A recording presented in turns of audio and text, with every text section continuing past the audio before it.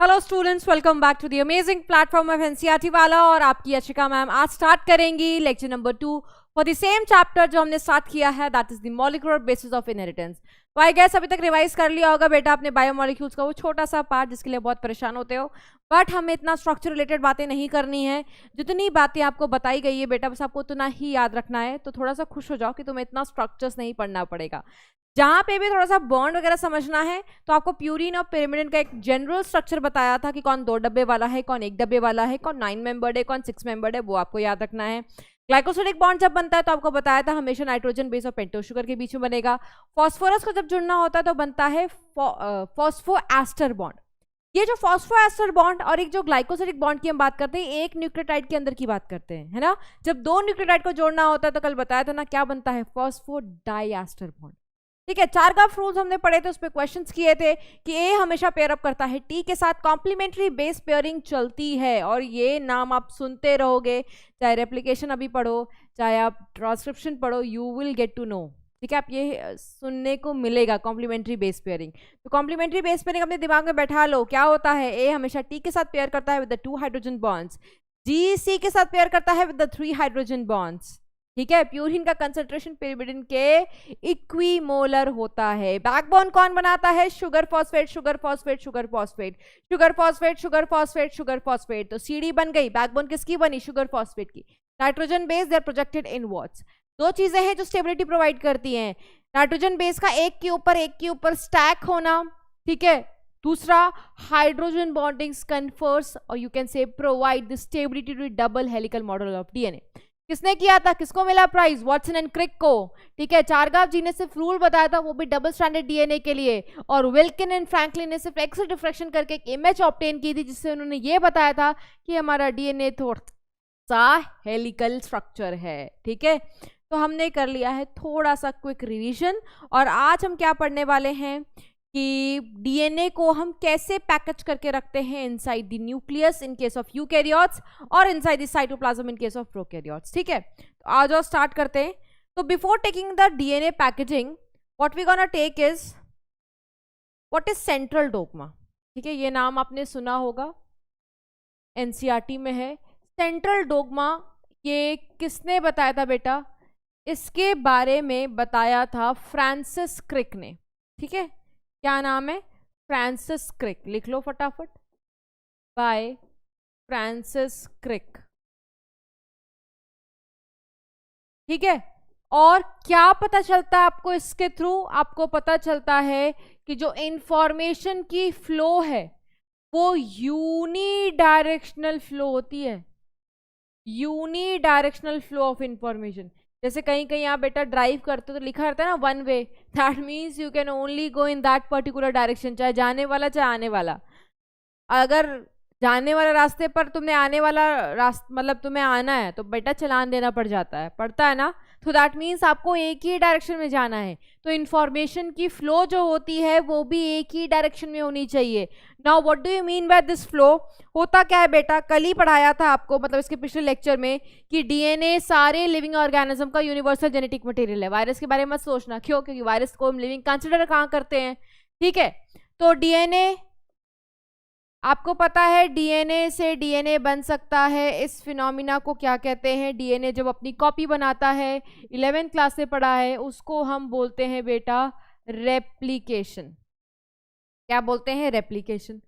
अब डीएनए के पास सारी इंफॉर्मेशन है बेटा, उस डीएनए के पास सारी इंफॉर्मेशन है कि उसको आगे जाके क्या प्रोटीन बनाना है, उसको जाके आगे क्या एंजाइम बनाना है, क्योंकि आपको पता है सारा इंफॉर्मेशन डीएनए के पास है। आपकी हाइट कैसी आने वाली है, आपका स्किन कलर कैसे आने वाला है, क्योंकि जीन केमिकली डीएनए ही तो है। ठीक है, सारी इंफॉर्मेशन है, बट इसके साथ एक प्रॉब्लम है कि अपने आप को डायरेक्टली प्रोटीन या एंजाइम्स के फॉर्म में कन्वर्ट ही नहीं कर सकता।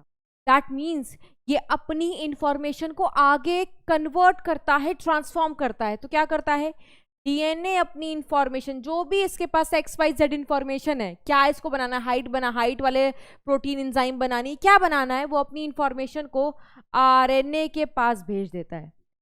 ऐसे आरएनए को हम mRNA कहते हैं। M का मतलब क्या है बेटा, एम का मतलब होता है, आपने 11th क्लास में शायद पढ़ा होगा, नहीं पढ़ा है तो कोई बात नहीं, बायोमोलिक्यूल्स वाले चैप्टर में 3 टाइप ऑफ आरएनए होते हैं बेटा। तो ये एक one of the type of RNA है, इसको हम बोलते हैं मैसेंजर आरएनए। जैसे हम मैसेज नहीं खेलते हैं, जैसे मान लो कल क्लास छुट्टी हो गई, कैंसिल हो गया, ठीक है, आप जा रहे हो ट्यूशन पढ़ने, या मान लो स्कूल में ऐसा कुछ प्रोग्राम था, एनुअल फंक्शन था, ऐसा डाइसी था कि कैंसिल होगा, ठीक है, क्लास होगी या नहीं होगी, एनुअल फंक्शन की प्रिपरेशन होगी, तो आप क्या करते हो, आपके पास इन्फॉर्मेशन है बट आपको बहुत सारे लोगों तक पहुंचानी, तो आप क्या करते हो, मैसेज कर देते हो, ठीक है, तो मैसेज से वो इन्फॉर्मेशन आगे पहुंच जाती है। सिमिलरली डीएनए के पास जो भी इन्फॉर्मेशन थी उसने फटाक से आगे पहुंचा दी आरएनए, वो मैसेज के फॉर्म में, तो हम उसको क्या बोलते हैं, मैसेंजर आरएनए। तो जब डीएनए से डीएनए की कॉपी बनती है बेटा, उसको हम क्या बोलते हैं, रेप्लिकेशन। और जब डीएनए से आरएनए बनता है, इस प्रोसेस को हम क्या बोलते हैं बेटा, इस प्रोसेस को हम बोलते हैं ट्रांसक्रिप्शन। क्या बोलते हैं बेटा, ट्रांसक्रिप्शन, ठीक है। अब आरएनए क्या करता है बेटा, अपने आप को ट्रांसलेट करता है, किसमें ट्रांसलेट करता है, आरएनए अपने आप को किसमें ट्रांसलेट करता है बेटा, प्रोटीन में, ठीक है। और इस फिनोमिना को हम क्या कहते हैं, ट्रांसलेशन। इस फिनोमिना को हम क्या कहते हैं, ट्रांसलेशन। क्योंकि डीएनए डायरेक्टली प्रोटीन नहीं बना सकता था, तो उसको मदद लेनी पड़ी, किसकी मदद लेनी पड़ी, आरएनए की मदद लेनी पड़ी, ठीक है। आरएनए बड़े अच्छे तरीके से इधर की बात उधर कर सकता है, चुगली वाली आंटी टाइप्स, है ना। तो इसने यहाँ की इंफॉर्मेशन उठाई, मैसेज लिया और यहाँ अपने आप को ट्रांसलेट कर लिया, प्रोटीन में बदल दिया। तो आप देखो, there is a unidirectional flow, DNA से we are moving towards protein. क्या प्रोटीन से डीएनए हो रहा है, नहीं, तो एक ही डायरेक्शन में जो इन्फॉर्मेशन की फ्लो हुई है, इसी को हम सेंट्रल डोग्मा बोलते हैं, जिसका आइडिया सब कुछ किसने बताया था, फ्रांसिस क्रिक ने। बट ये तो उन्हीं लोगों के लिए पॉसिबल है बेटा जिनके पास DNA is a genetic material. What about certain viruses जिनके पास RNA is a genetic material है, तो वहां पे भी क्या ऐसा ही होगा, नहीं, वहां पर देखो क्या चलता है, वहां पर चलता है इसका रिवर्स प्रोसेस, जिसको हम बोलते हैं रिवर्स सेंट्रल डोग्मा। क्या बोलते हैं बेटा, रिवर्स सेंट्रल डोग्मा। बहुत ज़्यादा डिटेल में है ही नहीं है एनसीईआरटी में, बट आपके दिमाग में आ रहा होगा, तो लेट मी क्लियर इट, ठीक है। रिवर्स सेंट्रल डोग्मा, इसके बारे में जिस साइंटिस्ट ने बताया था बेटा, उनका नाम था टेमिन। क्या नाम है, टेमिन। और एक और साइंटिस्ट थे बेटा, और लिख देती हूँ, बाल्टीमोर। क्योंकि इसको टेमिन ने बताया था बेटा, इसको टेमिनिज्म भी बोलते हैं। इसमें यूनिडायरेक्शनल नहीं होता बेटा, इसमें टू वे है, बाई डायरेक्शनल फ्लो होती है इंफॉर्मेशन की। So here it is by directional flow of information. क्या है, by directional flow of information. ये क्या सब में होगा, नहीं, सब में तो वो सेंट्रल डोग्मा चलता है, ये सिर्फ चलेगा उन वायरसेस में, सारे वायरसेस में नहीं, उन वायरसेस में जिनका जेनेटिक मटेरियल आरएनए होता है, ठीक है। तो हम लिखेंगे present in some retroviruses, present in some retroviruses like HIV. HIV का नाम तो सबने सुना होगा, ये वही वायरस है जो एड्स कॉज करता है, सेक्सुअली ट्रांसमिटेड डिजीज। ये जो वायरस है, this virus has RNA as a genetic material, RNA as genetic material. तो कहानी क्या डीएनए से शुरू होगी, नहीं, ठीक है। अब देखो होगा क्या, इसके पास आरएनए है। क्या है बेटा, इसके पास आरएनए है, बट आपको मैंने पहले ही बता रखा है बेटा, कोविड-19 का बहुत अच्छा एग्जाम्पल ले सकते हो, आरएनए स्टेबल होता ही नहीं है। अगर आरएनए इतना स्टेबल होता तो तुम्हें कोविड-19 के इतने स्ट्रेन देखने को नहीं मिलते, है ना। स्टेबल होता, रिएक्टिव नहीं होता, म्यूटेट नहीं करता। RNA is not at all stable, not at all stable, ठीक है। It is highly reactive, it is highly reactive, ठीक है, एंड इट म्यूटेट्स वेरी फास्ट, ठीक है। तो कोई अपना जेनेटिक इंफॉर्मेशन किसी ऐसे फॉर्म में रखेगा जो बहुत ज्यादा रिएक्टिव है। तुम भी अपने घर में बेटा कोई ऐसा सामान रखोगे जो बहुत ज्यादा रिएक्टिव हो, चीजों को करोड कर देता हो, खराब कर देता हो, जहां पड़ा है नुकसान ही पहुंचाने लगेगा, नहीं ना। तुम भी कुछ ऐसे चीजों में सामान को स्टोर करना पसंद करोगे जो रिएक्ट नहीं करते हैं, ठीक है, किसी भी प्रकार का रिएक्शन शो नहीं करते हैं, नॉन रिएक्टिव हैं। अपना ऐसा नहीं कि रंग ही बदल लें, खाने का सामान ही खराब कर दे, ऐसे कंटेनर में तुम भी सामान नहीं रखना पसंद करोगे, तुम भी स्टोर करना पसंद नहीं करोगे, है ना। सिमिलरली जो हमारी जेनेटिक इंफॉर्मेशन है, अगर वो आरएनए के फॉर्म में स्टोर रहेगी तो खराब हो जाएगी। क्यों? क्योंकि आरएनए स्टेबल ही नहीं होता, आरएनए बहुत ज्यादा रिएक्टिव है, पल भर में ये अपने आप को म्यूटेट करके रूप बदल सकता है। And that is the reason RNA को जेनेटिक मटेरियल के तौर पर प्रिफर नहीं किया गया। पढ़ने वाले हो आप ये सारी चीजें, है ना। So for the same reason जो मैंने यहां पर लिखा, फॉर द सेम एग्जाम्पल जो मैंने आपको बताया, इस वजह से क्या होता है, दैट मीन्स अगर आपको जेनेटिक इंफॉर्मेशन स्टोर करनी है तो इसके रूप में करने में कोई फायदा है नहीं, क्योंकि इट इज हाईली रिएक्टिव। तो what has to be done, ये क्या करते हैं, ये आरएनए से डीएनए करते हैं कन्वर्ट। ठीक है, अभी ऐसा पढ़ा था आपने? नहीं पढ़ा था। ये क्षमता सिर्फ कुछ वायरसेस के पास है, सबके पास नहीं है।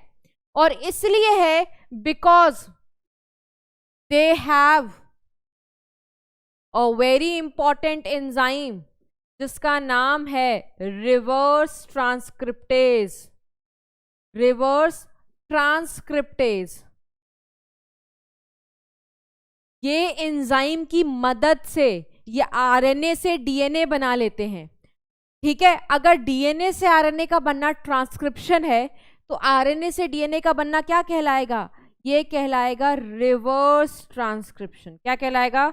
Reverse transcription.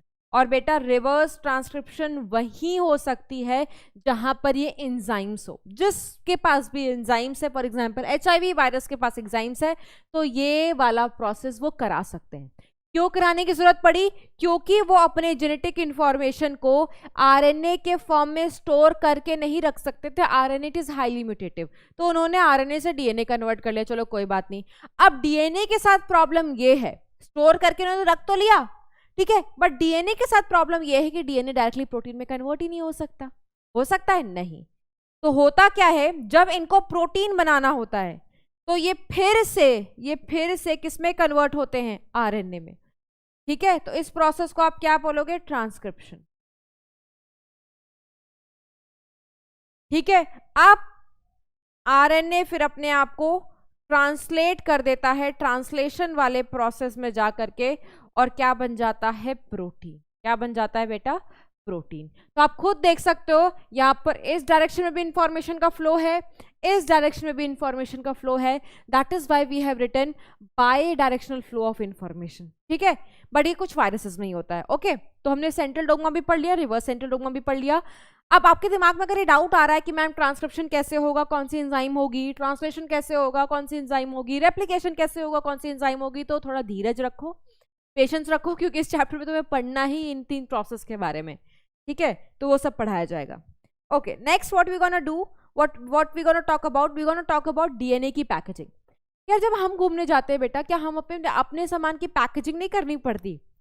इतने छोटे से सूटकेस में, ठीक है, 2 दिन के लिए भी जा रहे हो तुम, उसके लिए अलग बैग लेके जाओगे। पर्टिकुलरली लड़कियां ज़्यादा फैशन फ्रीक होती हैं, लड़कों को तो चल जाता है, ठीक है, बट अपने लिए थोड़े से सूटकेस में आप सोचते हो कितना सारा सामान रख लो, ये नहीं तो ये पहन लेंगे, ये नहीं तो ये पहन लेंगे, तो आप क्या करते हो? ठूसते हो, उसमें अटाने की कोशिश करते हो, है ना। तुम भी पैकेज करने की कोशिश करते हो, और तुम्हें ठूसने की, अटाने की, एडजस्ट करने की जरूरत क्यों पड़ती है? क्योंकि कंटेनर छोटा है, सामान ज़्यादा है ना। सिमिलरली डीएनए की लेंथ बहुत बड़ी है बेटा, बट डीएनए जिसमें रहता है उसकी साइज बहुत छोटी है, तो तुम्हें भी उसको क्या करना पड़ता है? एडजस्ट कराना पड़ता है। दैट इज वाई हमें डीएनए को पैकेज करना पड़ता है। अब पैकेजिंग हम पढ़ेंगे पहले प्रोकैरियोट्स में, फिर हम पढ़ेंगे यूकैरियोट्स में। ठीक है, आओ स्टार्ट करेंगे हम। सबसे पहले हम पढ़ेंगे DNA packaging in case of prokaryotes.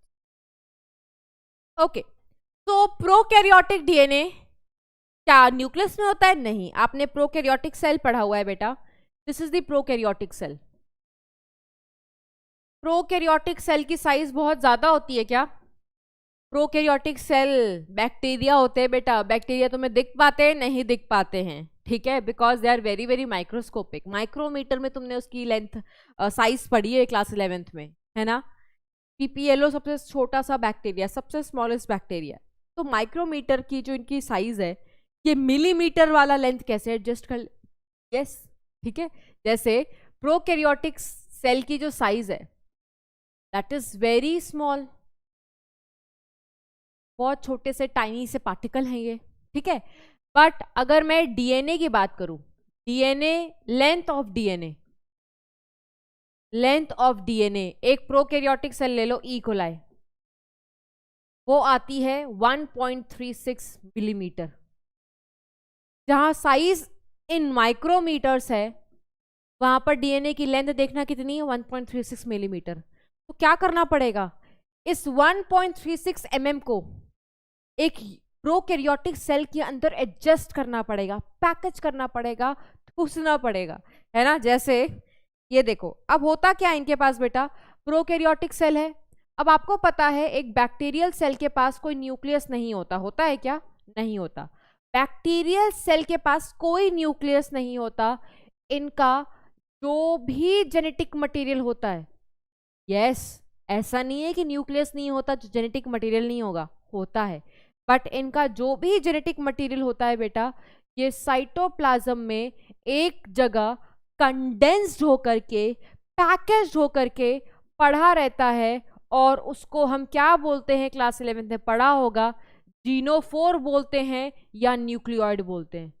अगर इनके पास इनकी लेंथ इतनी बड़ी है, ठीक है, और डीएनए की लेंथ बहुत बड़ी है बट सेल की साइज छोटी है, बट फिर भी देखो कितने बड़े मजे में ये एक जगह पैकेज होकर के पड़े हुए हैं। दैट मीन्स कोई ना कोई चीज तो होगी जो इसको पैकेज कराने में, एडजस्ट कराने में हेल्प करती होगी, है ना। तो आओ देखो लिखते हैं, टू एडजस्ट, क्या आप लिख सकते हो, to accommodate this much length of DNA inside prokaryotic cell,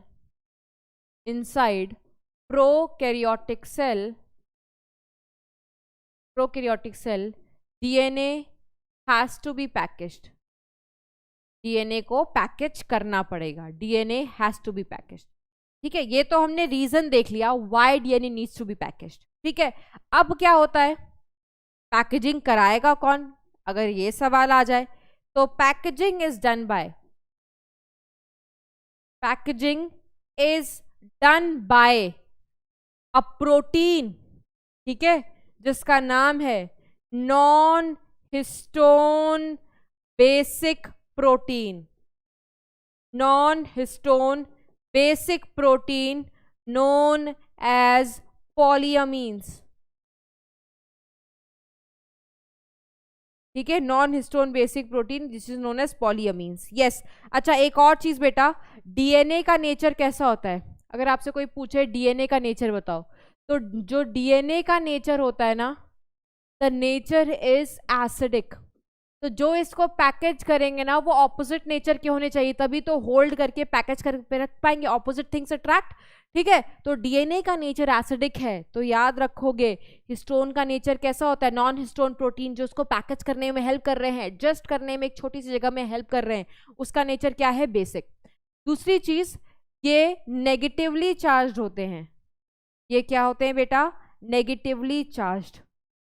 तो ये क्या होंगे बेटा, ये होंगे पॉजिटिवली चार्ज्ड। क्या होंगे, पॉजिटिवली चार्ज्ड, ठीक है। तो इस तरीके से प्रोकैरियोट्स में DNA has to be packaged inside this छोटा सा cell, that is bacterial cell. और कहाँ पे पड़े होते हैं बेटा, ये पड़े होते हैं साइटोप्लाज्म के अंदर। और जब पैकेज कर लेते हो, जब डीएनए को पैकेज कर लेते हो, तो उस पैकेज स्ट्रक्चर को क्या बोलते हैं, ये भी लिख लो, द पैकेज स्ट्रक्चर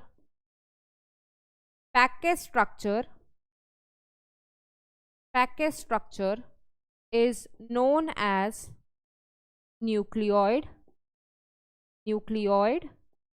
या क्या कहोगे, जीनोफोर, या क्या कहोगे बेटा, जीनो, ठीक है। ओके, नेक्स्ट हम बात करेंगे, प्रोकैरियोट्स को तो हमने पढ़ लिया, let's talk about the eukaryotes, ठीक है। Let's talk about the eukaryotes. कौन कराता है यूकैरियोट में, हमारे पास भी हमारा डीएनए कोई चेंज थोड़ी हो जाएगा, हमारा डीएनए भी एसिडिक है, दैट मीन्स हमें भी बेसिक प्रोटीन की जरूरत पड़ेगी। वहां पे नॉन हिस्टोन प्रोटीन्स थे, यहां पर कौन से प्रोटीन्स होते हैं बेटा, हिस्टोन प्रोटीन्स। तो देखो क्या लिखा हुआ है, it is carried out by set of positively charge, देखो यहाँ पे भी कोई भी प्रोटीन, जो भी प्रोटीन डीएनए को पैकेज करेगा बेटा, उसका नेचर पॉजिटिव होगा। क्यों? क्योंकि डीएनए हमारा एसिडिक है। जो भी प्रोटीन डीएनए को पैकेज करेगा वो बेसिक होगा, क्योंकि डीएनए हमारा एसिडिक है। ठीक है, the set of positively charge basic protein they are called as histones. जो यूकैरियोट्स में हिस्टोन्स होते हैं ना बेटा, they are rich in the basic amino acid that is lysine and arginine. ठीक है, तो हमारे 20 एसेंशियल अमीनो एसिड होते हैं, तो हिस्टोन्स जनरली किस में रिच होते हैं? Lysine and arginine. तो जैसे हमने पहले पढ़ा था बेटा कि प्रोकैरियोट्स में पैकेज करने की जरूरत ही क्यों पड़ा? क्योंकि ई कोलाई के डीएनए का लेंथ 1.36 मिलीमीटर था, बट हमारी जो बैक्टीरिया की साइज होती है वो क्या होती है? वो होती है माइक्रोमीटर्स में, बहुत ही छोटा, है ना। तो यूकैरियोट्स में क्यों जरूरत पड़ती है, पहले वो देख लेते हैं। ठीक है, आ जाओ। तो फॉर एग्जाम्पल एक यूकैरियोटिक सेल का एग्जाम्पल लेते हैं। कौन से यूकैरियोटिक सेल का एग्जाम्पल लेते हैं? एनसीईआरटी में ह्यूमन सेल लिखा हुआ है, तो ह्यूमन सेल ले लो। ठीक है, तो हमारा जो डीएनए का लेंथ है, डीएनए लेंथ वो कितना है? 2.2 मीटर। तुम सोच रहे हो कैसे आया, है ना। तो ये लेंथ आती है बेटा, हमारे पास कितने बेस पेयर हैं डिप्लॉयड सेल में? 6.6 इंटू 10⁹ बेस पेयर। ठीक है, हम कौन सा फॉर्म ऑफ डीएनए पढ़ते हैं? B form of DNA. उस बी फॉर्म ऑफ डीएनए में दो बेस पेयर के बीच में डिस्टेंस कितना होता है? 0.34 नैनोमीटर। नैनोमीटर को मीटर में कन्वर्ट करने के लिए हमें क्या करना पड़ता है? 10⁹ से मल्टीप्लाई करना पड़ता है, तो ये आ जाती है। इवन वहां पर जो 1.36 आई थी ना, वो भी कैसे आई थी बेटा? 4.6 इंटू 10⁶ बेस पेयर। ठीक है, बैक्टीरिया में भी कौन सा डीएनए होता है? बी फॉर्म ऑफ डीएनए होता है, तभी तो हम बी फॉर्म ऑफ डीएनए ही पढ़ते हैं बेटा। क्यों? क्योंकि मोस्ट कॉमन है प्रोकैरियोट्स और यूकैरियोट्स में। तो वहां पे भी 0.34, इसको मीटर में कन्वर्ट कर दो या मीटर में कन्वर्ट कर दो, उसके बाद मिलीमीटर में कन्वर्ट कर लेना, जैसे भी कर लेना, you will get this answer. ठीक है, बट एनसीईआरटी सीधा लिख देती है बेटा 1.36 mm, तो तुम ऐसे भी याद कर सकते हो। लेकिन तुम्हारे मन में डाउट ना, इसलिए मैंने बता दिया ये डिस्टेंस, ये लेंथ कैसे आती है। ठीक है, तो हमारे पास 2.2 मीटर का डीएनए है बेटा। 2.5 मीटर के तो दुपट्टे होते हैं, कुछ लोग 2.25 मीटर का भी दुपट्टा पहनते हैं। तुम सोच रहे हो कितनी बड़ी लेंथ है? इतनी बड़ी लेंथ है मीटर में। बट तुम्हें पता है हमारी न्यूक्लियस की साइज कितनी है? और हमारे न्यूक्लियस की जो साइज है बेटा, दैट इज 10⁻⁻6 मीटर। तो क्या ये बहुत बड़ा है? नहीं, ये बहुत छोटा है। इसके कंपैरिजन में हमारा डीएनए बहुत बड़ा है। तो कराना क्या पड़ेगा? जैसे हमें बेड के टैची नहीं बंद करनी पड़ती, ठीक है, हमें एडजस्ट करना पड़ता है, एकोमोडेट करना पड़ता है सामान को। Similarly what has to be done to accommodate this much length of DNA, this much length of DNA। ठीक है, इनसाइड न्यूक्लियस, जिसकी साइज कितनी है? 10⁻⁻6 मीटर। DNA has to be packaged, इस वजह से क्या कराना पड़ेगा? DNA has to be packaged. और पैकेजिंग कौन कराता है? अभी जस्ट पढ़ाया, हमारे में पैकेजिंग, यूकैरियोट्स में पैकेजिंग कराते हैं हिस्टोन प्रोटीन, जिनका नेचर भी बेसिक है और वो भी क्या होते हैं? Positively charged. Histones they are rich in 2 particular amino acid, lysine and arginine. हमारे में हिस्टोन बेटा 5 तरीके के हैं, देख लो कौन से 5 तरीके के। आ जाओ, हमारे पास है H1A, H2A, H2B, H3 and H4। अब होता क्या है, H1 को हटा दो, ये बाकी के जो 4 बचे, तो 2 molecules of each histone, 2 molecules will of each histone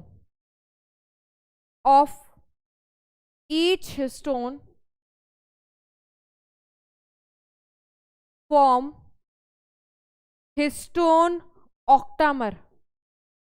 क्या बना लेते हैं बेटा? हिस्टोन ऑक्टामर, या हम इसको बोलते हैं न्यू बॉडी।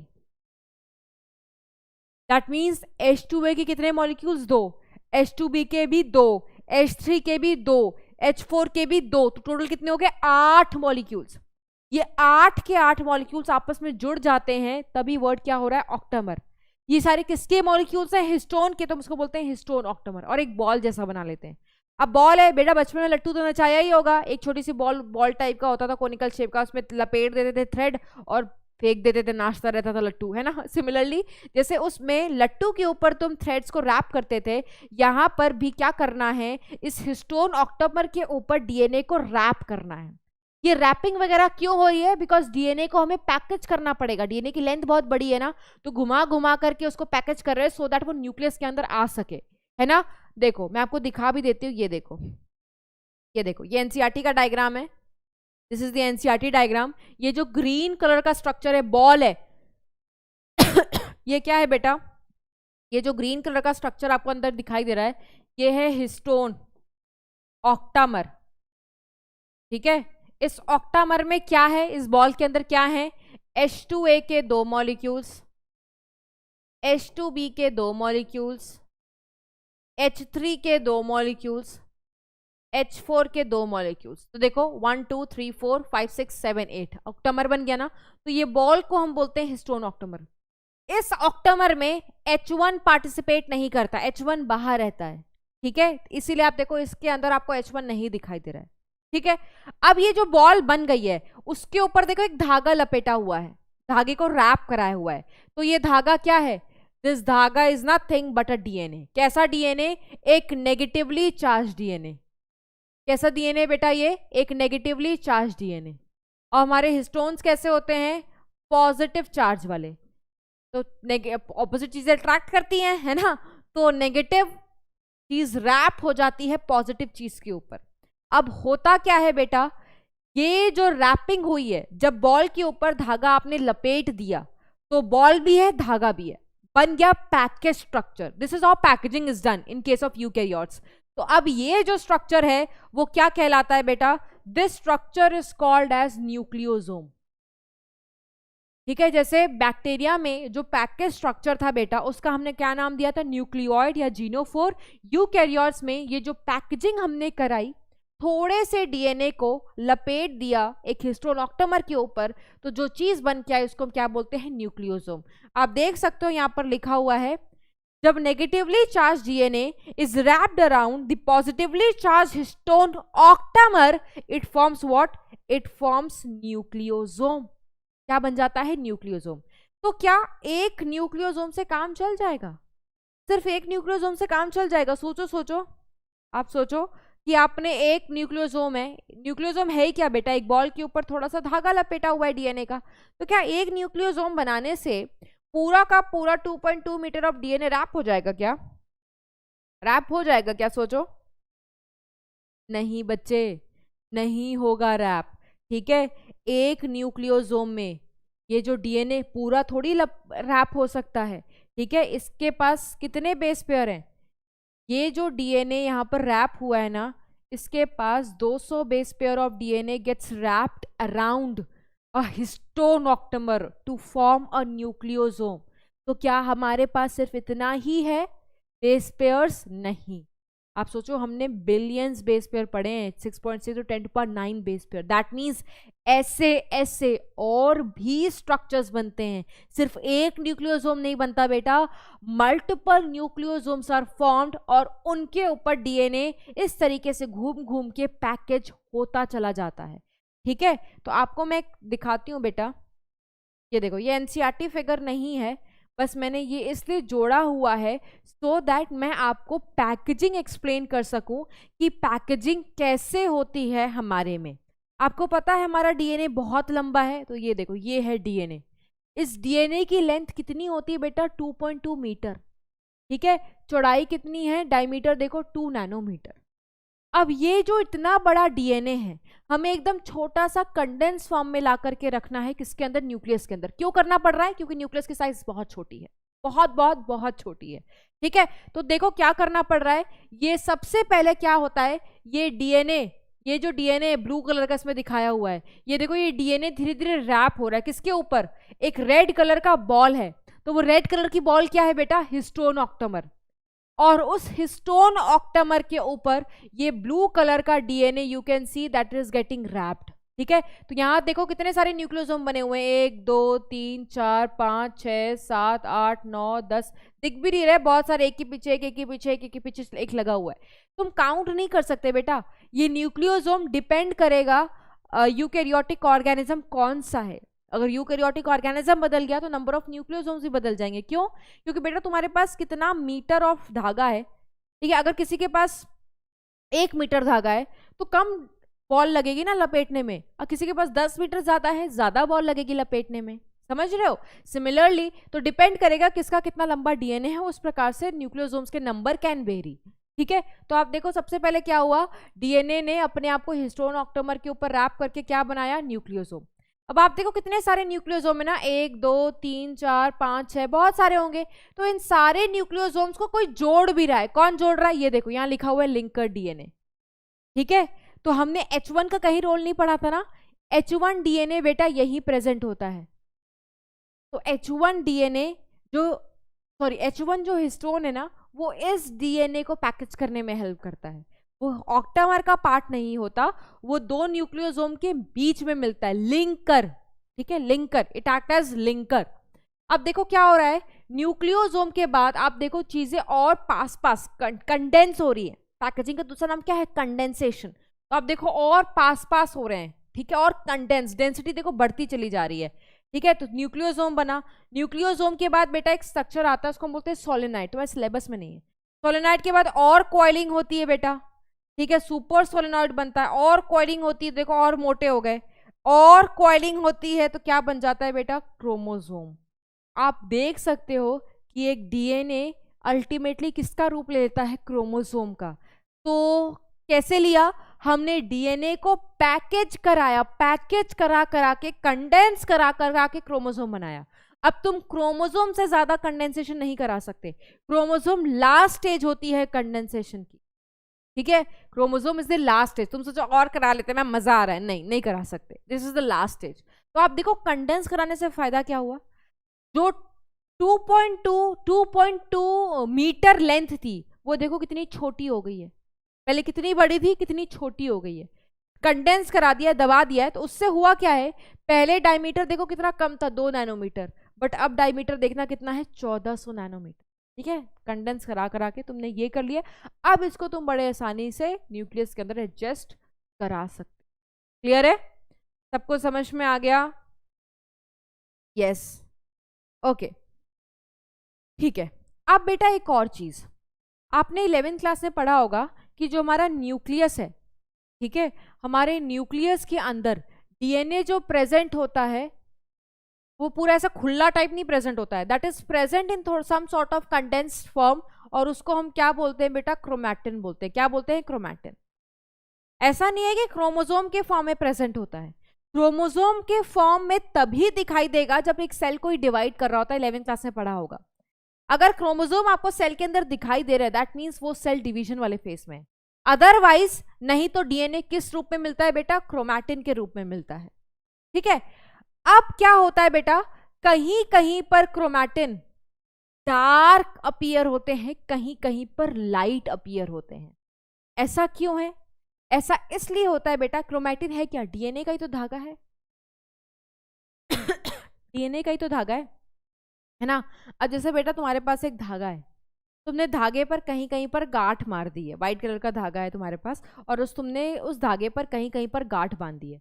अब तुम उस पूरे के पूरे धागे को जिसमें तुमने गांठ बांधी है कहीं कहीं का बीच में, उसको तुम इंक में जाके डुबो दो, और उसके बाद उसको निकालो, तो तुम्हें स्टेन कहाँ पर ज्यादा मिलेगा, जहां पर तुमने गांठ बांधी थी, है ना, क्योंकि वहां पर ग्रुप ऑफ थ्रेड्स, वहां थ्रेड्स ज्यादा है, तो जहां ज्यादा थ्रेड्स होंगे वहां ज्यादा खून कह रही हूँ, ज्यादा स्टेन पी लेंगे, है ना, तो वो डार्क अपीयर करेंगे। समझ में आ रहा है, 11th क्लास में भी पढ़ा होगा, हेट्रोक्रोमैटिन न्यूक्रोमैटिन, वही कंसेप्ट है बिल्कुल। तो होता क्या है, जैसे कि डीएनए इस फॉर्म में प्रेजेंट है, nucleosome they organise themselves into chromatin. ठीक है, तो आप देख सकते हो कहीं कहीं पर आपको एक सिंपल धागा दिखाई दे रहा है, और कहीं कहीं पर धागा ऐसे ग्रुप्ड है ना। तो जहां पर ग्रुप्ड है, जहां पर रैपिंग हुई है न्यूक्लियोसोम के फॉर्म में, ये स्टेन ज्यादा पी लेगा, जो एक सिंगल थ्रेड है वो स्टेन कम पिएंगे। ठीक है, तो जहां पर कम स्टेन लगा वो लाइट अपीयर होते हैं माइक्रोस्कोप के अंदर, और ऐसे क्रोमैटिन को हम यू क्रोमैटिन कहते हैं।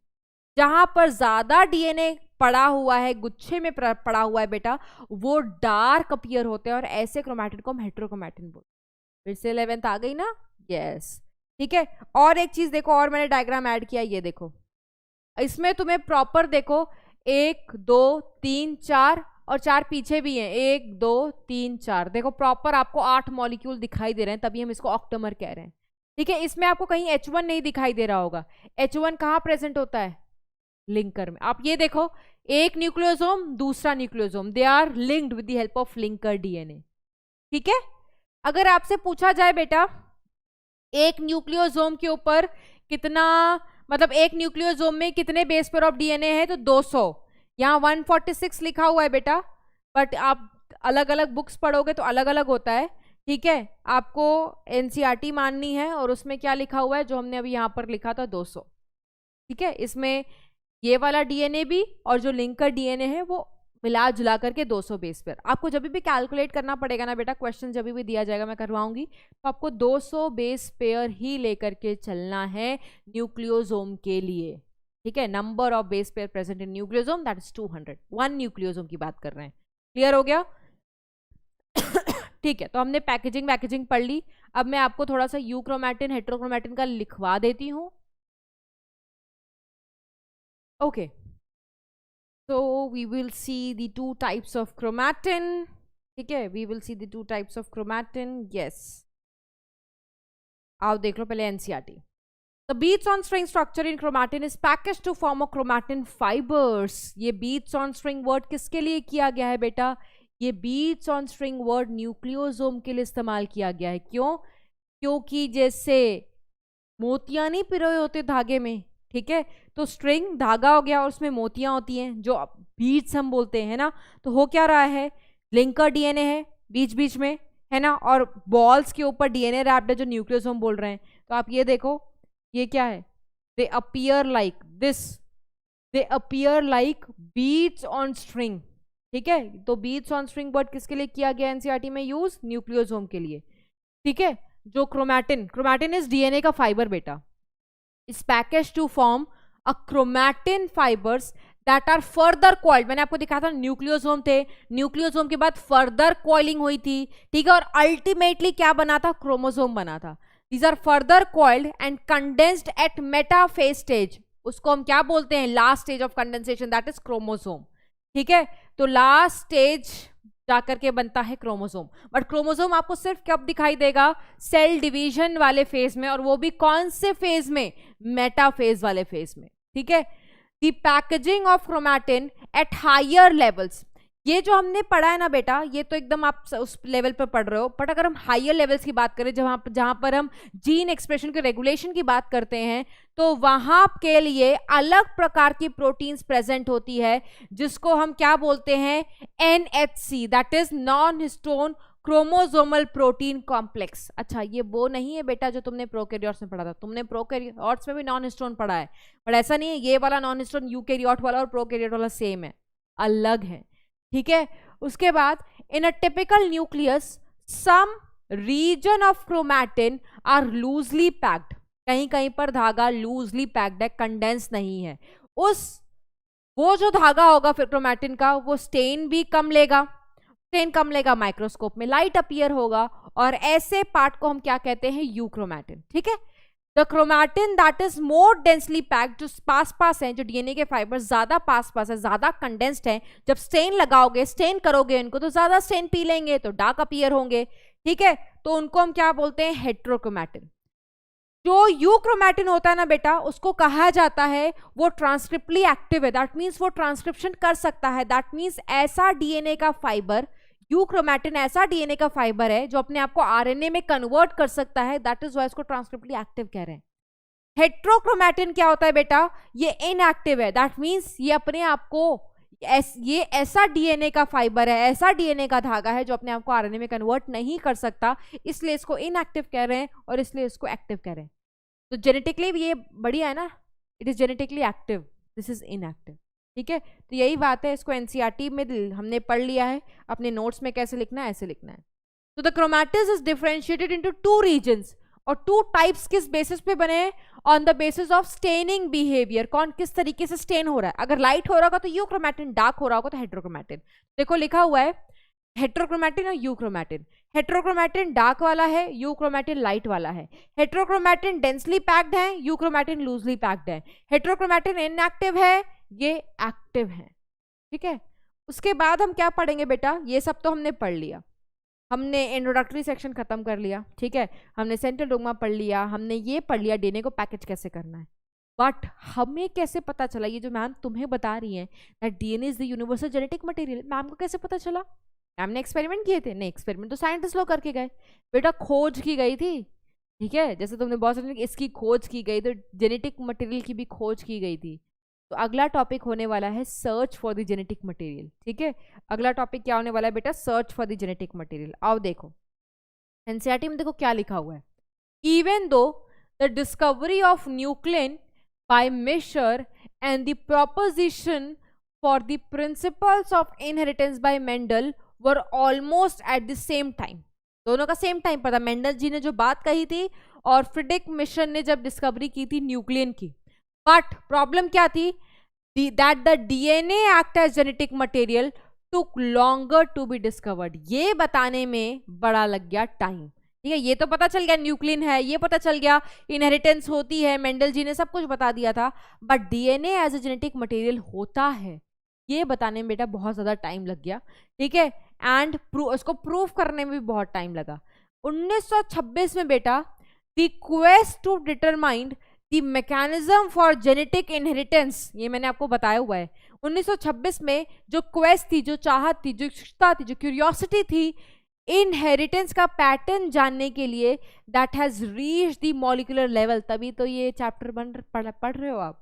ठीक है, previous discoveries by Gregor Mendel, Sutton, Morgan and numerous other scientists had narrowed the search to the chromosomes located in the nucleus of most cells. But the question of what molecule was exactly act as genetic material, ये सबने तो बता दिया कि chromosome होता है एक nucleus में जो इनहेरिटेंस के पैटर्न वगैरह को कंट्रोल करता है। बट उसमें ऐसा क्या है? ठीक है, उसका केमिकल नेचर क्या है और एग्जैक्टली वो कौन है जो जेनेटिक मटेरियल के लिए एक्ट कर रहा था, वो कोई नहीं बता पाया था ड्यूरिंग दिस टाइम। ठीक है, इसलिए हम एक्सपेरिमेंट्स अब पढ़ने वाले हैं कि कैसे हमें ये पता चला कि yes DNA can act as genetic material. Why not protein? Protein भी तो हो सकता था केमिकल। ठीक है, तो ये सब हम देखेंगे। आ जाओ, तो सबसे पहले जो हम एक्सपेरिमेंट पढ़ने वाले हैं towards the search for genetic material, उसका नाम है ट्रांसफॉर्मिंग प्रिंसिपल।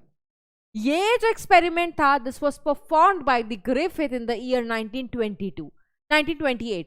अब जब आपको एक्सपेरिमेंट करना होता है बेटा, you need to take some of the experimental material. जैसे मॉर्गन जी ने, जैसे मेंडल जी ने एक्सपेरिमेंट किया था, तो उनको कोई ना कोई किसी पे तो काम करेंगे। तो इन्होंने भी काम किया था एक बैक्टीरिया पर जिसका नाम था स्ट्रेप्टोकोकस निमोनाई। स्ट्रेप्टोकोकस निमोनाई के बेटा 2 स्ट्रेन्स होते हैं, एक है एस स्ट्रेन और एक है आर स्ट्रेन। ठीक है, एस स्ट्रेन का एस क्यों नाम है? S here stands for, S का मतलब क्या होता है बेटा? S here stands for smooth. ठीक है, और R here stands for rough. तो सोचो सोचो ऐसा नाम क्यों दिया गया? ऐसा नाम क्यों दिया गया? Why rough, why smooth, why not any other thing? क्यों नाम दिया गया? ऐसा नामकरण क्यों हुआ है बेटा?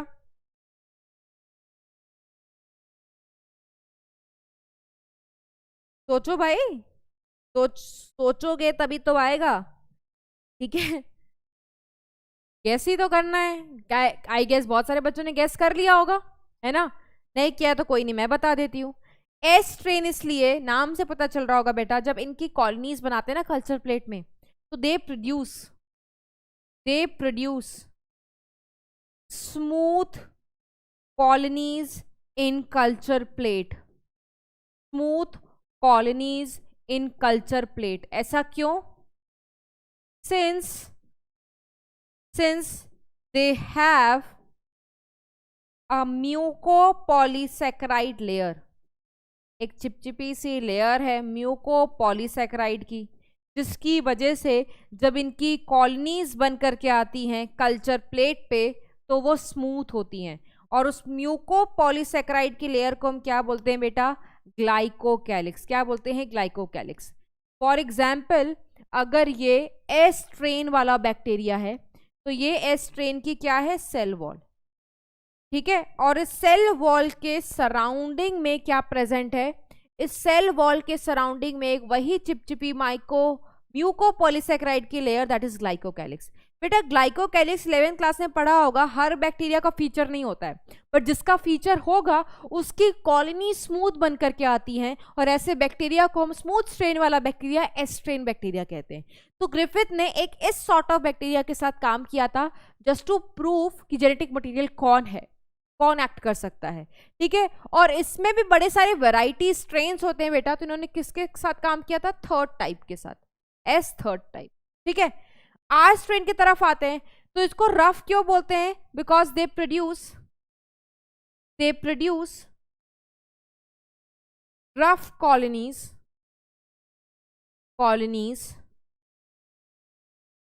On culture plate. ठीक है, why? Since they do not have what? Mucopolysaccharide layer।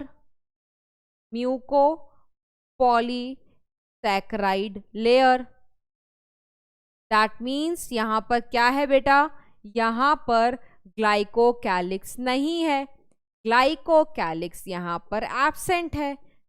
तो चिपचिपी लेयर एब्सेंट है, तो रफनेस तो आएगी ना कल्चर प्लेट में जब इनकी कॉलोनीज बनेंगी। तो इनके पास आप देख सकते हो सिर्फ और सिर्फ सेल वॉल है।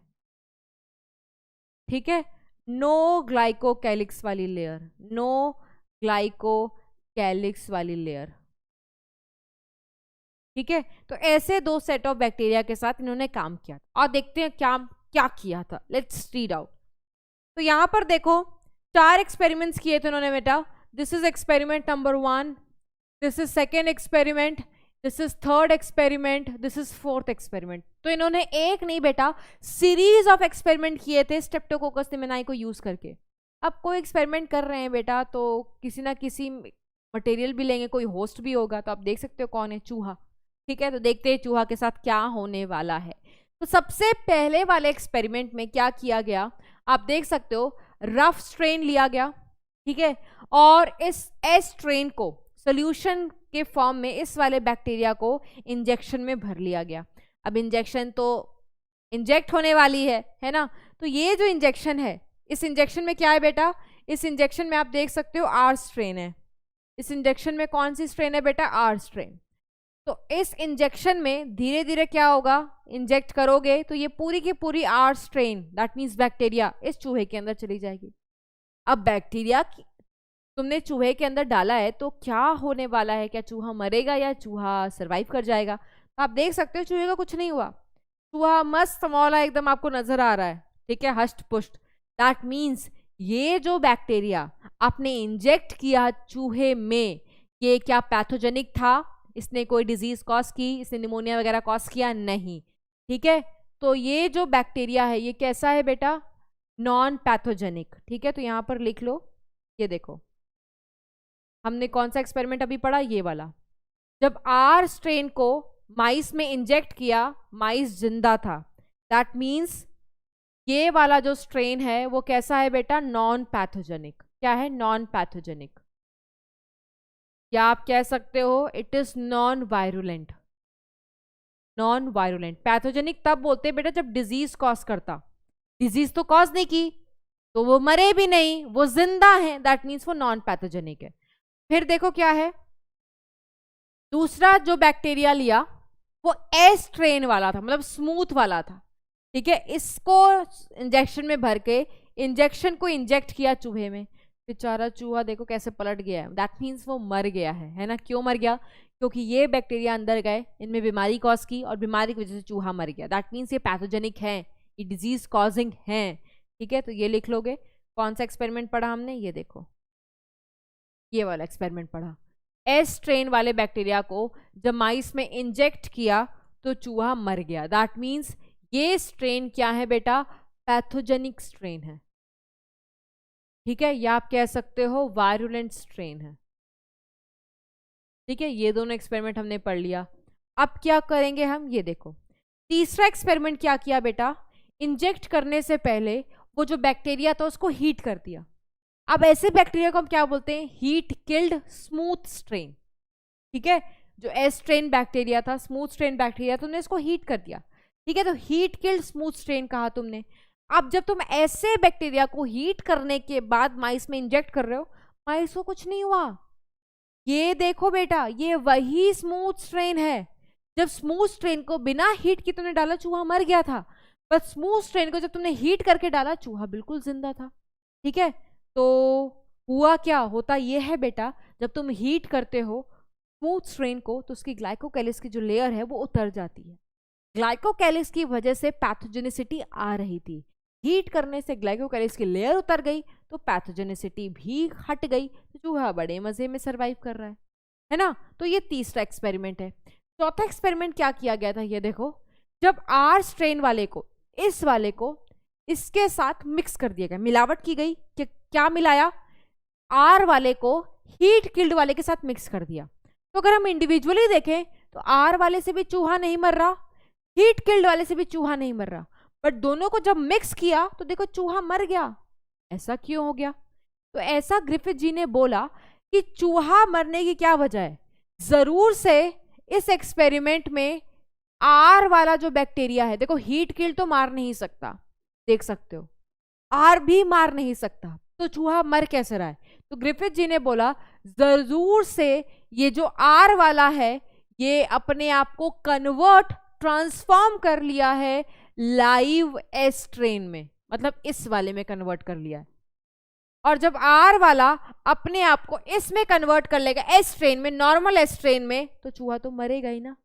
ठीक है, इसीलिए इस एक्सपेरिमेंट का नाम क्या दिया गया है, इस एक्सपेरिमेंट का नाम दिया गया है ट्रांसफॉर्मिंग प्रिंसिपल। क्या नाम दिया गया है, ट्रांसफॉर्मिंग प्रिंसिपल। ओके, तो मैं आपको फोर्थ वाला एक्सपेरिमेंट एक बार और अच्छे से एक्सप्लेन कर देती हूँ। रीज़न, क्योंकि एनसीईआरटी में आप पढ़ोगे तो सिर्फ लिखा हुआ है, एक्सप्लेनेशन बहुत ज़्यादा नहीं दी हुई है कि क्या होता है, कैसे कन्वर्ट हो रहे हैं। ठीक है, तो लेट्स डू दिस। ओके, होता क्या है बेटा, आपने क्या किया, हीट किल्ड एस स्ट्रेन को, ये क्या हमने बनाया है, ये हमने बनाया एक heat killed S strain bacteria.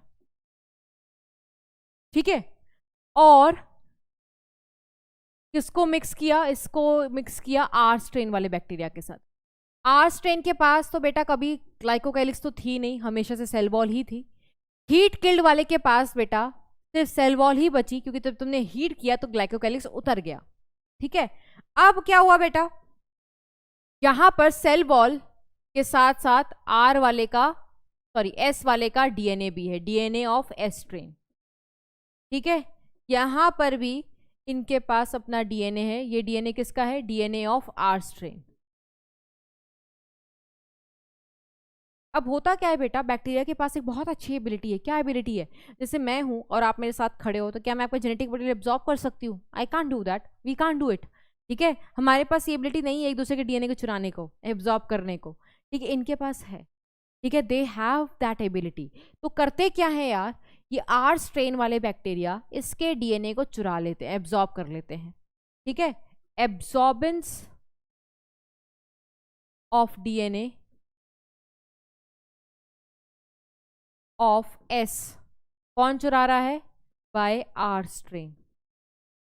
इस फिनोमिना को, इस तरीके को जो मॉलिक्यूलर बायोलॉजी में देखने को मिलता है, इसको बोलते हैं कॉम्पिटेंस। अगर ऐसा नहीं होगा ना बेटा, तो ट्रांसफॉर्मेशन भी नहीं होगी। अब होता क्या है, कॉम्पिटेंस की वजह से ये जो डीएनए है एस का, वो अब यहां चला आया। ठीक है, this is DNA of S. अब हुआ क्या था बेटा, जब तुमने एस स्ट्रेन को हीट किया था, इसकी ग्लाइकोकैलिक्स उतर गई, बट इस डीएनए के पास जीन्स तो थे ना, ग्लाइकोकैलिक्स के जीन्स तो थे ही, ग्लाइकोकैलिक्स लेयर वाले, जो ग्लाइकोकैलिक्स को सिंथेसाइज कर सकते थे, ग्लाइकोकैलिक्स।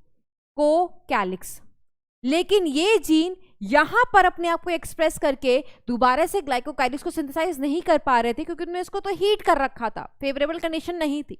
पर जैसे ही वही डीएनए यहां पर आया, इस डीएनए के पास क्या है, it contains information for glycocalyx synthesis, glycocalyx synthesis, ठीक है। उसके बाद क्या लिखोगे, genes for glycocalyx synthesis, genes for glycocalyx synthesis is expressed,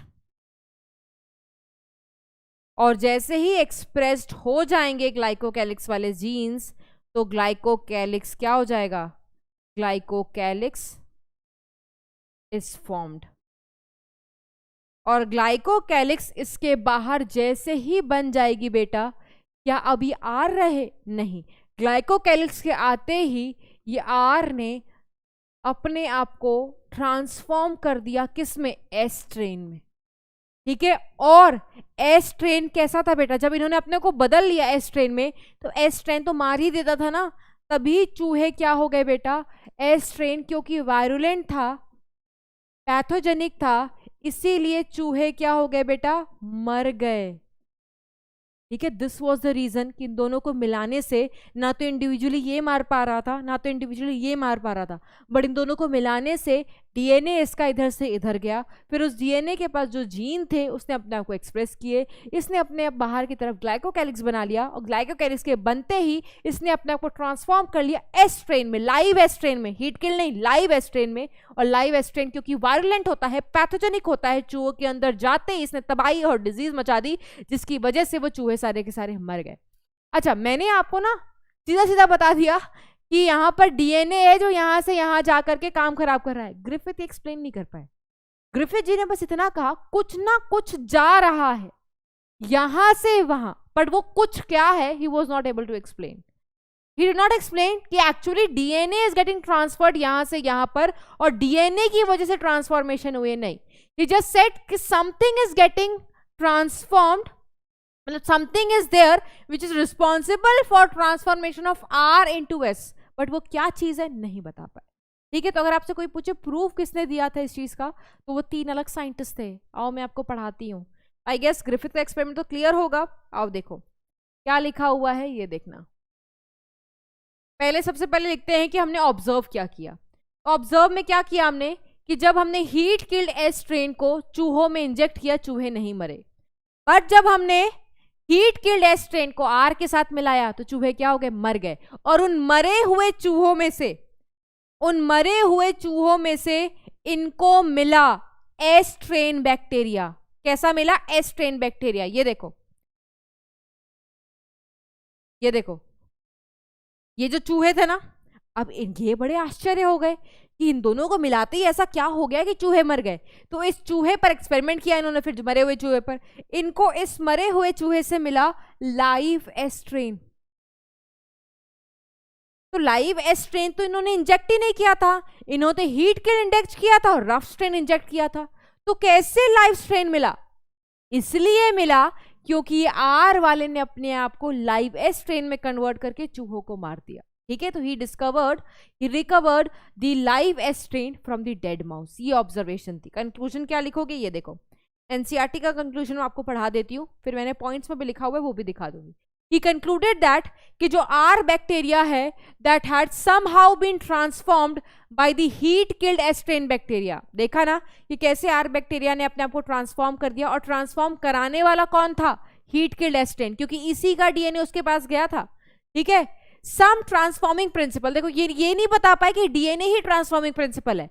इन्होंने सिर्फ इतना बताया कि ग्रिफिथ ने सिर्फ इतना बताया कि कोई ना कोई ट्रांसफॉर्मिंग प्रिंसिपल है जो ट्रांसफर हो रहा है हीट किल्ड एस बैक्टीरिया से, ठीक है, किधर की तरफ, आर स्ट्रेन की तरफ। ये heat killed S strain bacteria had enabled the R strain, ये हीट किल्ड ने आर स्ट्रेन को इनेबल किया to synthesize a smooth polysaccharide coat, जिसको हम ग्लाइकोकैलिक्स बोलते हैं, और इसकी वजह से वो क्या बन गए बेटा, virulent. This must be due to transfer of the genetic material. इन्होंने कहा कि ये पक्का से कोई जेनेटिक मटेरियल का ट्रांसफर हुआ है जिसकी वजह से ट्रांसफॉर्मेशन हुई है, बट ये बता ही नहीं पाए कि वो जेनेटिक मटेरियल कौन है, डीएनए है, आरएनए है, प्रोटीन है। He was not able to explain. मैंने तुम्हें बता दिया है, ठीक है, क्लाइमेक्स पहले ही खोल दिया है, but yes he was not able to explain. तो बेटा दैट मीन्स और साइंटिस्ट आए होंगे जिन्होंने बताया, यस। तो इसका प्रूफ किसने दिया था बेटा, ये बायोकेमिकल नेचर इस्टेब्लिश नहीं कर पाए। बायोकेमिकल नेचर मतलब केमिकल नेचर कि कौन है जिसकी वजह से ट्रांसफॉर्मेशन हुई है, ये नहीं बता पाए। ठीक है, तो और दूसरे एक्सपेरिमेंट्स हुए थे इस चीज को प्रूफ करने के लिए। तो देखो हम क्या लिखेंगे, जो भी मैंने आपको बताया बेटा वो सारा पॉइंट्स के फॉर्म में लिख दिया है। कंक्लूजन की कंक्लूड किया था कि आर स्ट्रेन बैक्टीरिया ट्रांसफॉर्म हो गया। ट्रांसफॉर्मेशन किसने कराया था? हीट किल्ड एस स्ट्रेन ने, क्योंकि इसी ने इनेबल किया था आर स्ट्रेन को अपने बाहर चिपचिपी लेयर बनाने, और चिपचिपी लेयर बनते ही वायरुलेंट हो गए थे। ठीक है, but he was not able to explain the biochemical nature. ना तो ये बता पाए कि जेनेटिक मटेरियल का बायोकेमिकल, बस इन्होंने ये बताया कि ट्रांसफॉर्मिंग प्रिंसिपल कोई है, और ये सिर्फ इतना बोला है कि पक्का से कोई जेनेटिक मटेरियल है, पर वो जेनेटिक मटेरियल क्या है ये नहीं बता पाए। इसके लिए हमें पढ़ना पड़ेगा दूसरा experiment, that is biochemical characterization of transforming principle. ठीक है, मैं हल्का सा रीड करती हूँ फिर अपना पढ़ाऊंगी। देखो क्या लिखा हुआ है, इनके वर्क से पहले ये एक प्रूफ किसने किया था? Avery, MacLeod and McCarty. इनके एक्सपेरिमेंट से पहले ये माना जाता था बेटा कि जेनेटिक मटेरियल प्रोटीन है, पर आपने कभी सुना, आपने कभी पढ़ा कि प्रोटीन है? नहीं, है ना, क्योंकि नहीं है। They worked to determine the biochemical nature of the transforming principle in Griffith's experiment. इन्होंने ग्रिफिथ्स के कुछ एक्सपेरिमेंट्स को रिपीट किया, ठीक है, उनको कोई सेम कंक्लूजन मिला। ठीक है, बट कुछ तो अलग किया होगा जो ये कंक्लूजन पे पहुंच पाए कि असली का ट्रांसफॉर्मिंग प्रिंसिपल डीएनए है, आरएनए है, प्रोटीन है। क्या है इन तीनों में से? शक तो तीन ही पर था, जेनेटिक मटेरियल या तो डीएनए होगा, जेनेटिक मटेरियल तो आरएनए होगा, या तो प्रोटीन होगा। आखिरकार कौन है? Let's see. आ जाओ, इनका एक्सपेरिमेंट का तरीका देखो क्या है। तो सबसे पहले जो मैंने आपको अभी पढ़ाया वो लिख दिया है यहाँ पर, ये देखो किसने किया था? Oswald, Avery, MacLeod and McCarty. इन्होंने क्या किया था? They repeated the experiments in vitro. In vitro मतलब आर्टिफिशियली लैब में एक्सपेरिमेंट किया इन्होंने, to identify biochemical nature of transforming principle. क्यों किया? बायोकेमिकल नेचर को जानने के लिए किया। आगे देखो, इस एक्सपेरिमेंट के लिए उन्होंने 3 केमिकल्स को प्यूरिफाई किए। कौन से? DNA, RNA, protein. इन्हीं 3 केमिकल्स को क्यों किए बेटा? क्योंकि शक इन्हीं तीनों में था। ठीक है, और ये 3 एक्सपेरिमेंट मतलब ये 3 केमिकल्स को प्यूरिफाई किया सो दैट ये जान सके out of the 3 which is actually the transforming principal, और आप ये कह सकते हो कि कौन है इनमें से जेनेटिक मटेरियल है। ठीक है, तो आ जाओ देखते हैं इन्होंने एक्सपेरिमेंट में क्या किया था।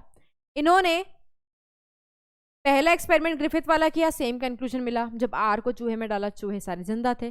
जब एस को चूहे में इंजेक्ट किया, चूहे मर गए। ठीक है, जब हीट किल्ड एस स्ट्रेन को चूहे में इंजेक्ट किया, चूहे जिंदा थे। जो मिलावट वाला एक्सपेरिमेंट था ना, इन्होंने भी मिलावट की थी, बट इनका मिलावट का तरीका देखो कितना अलग था। आ जाओ, इन्होंने पहले 3 टेस्ट ट्यूब लिए, फर्स्ट, सेकेंड एंड थर्ड। इसमें भी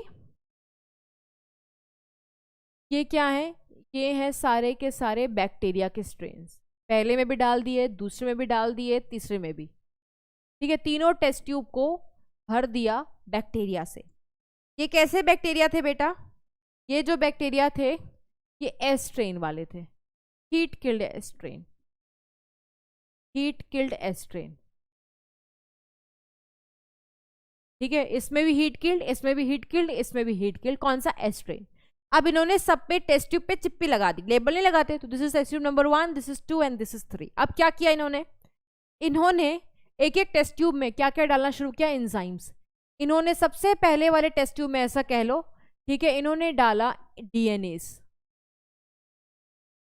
ठीक है, दूसरे वाले में इन्होंने टेस्ट ट्यूब में डाला आरएनएस, और तीसरे वाले टेस्ट ट्यूब में इन्होंने डाला प्रोटीएज। अगर प्रोटीएज तुमने इस टेस्ट ट्यूब में डाला है तो क्या होगा बेटा?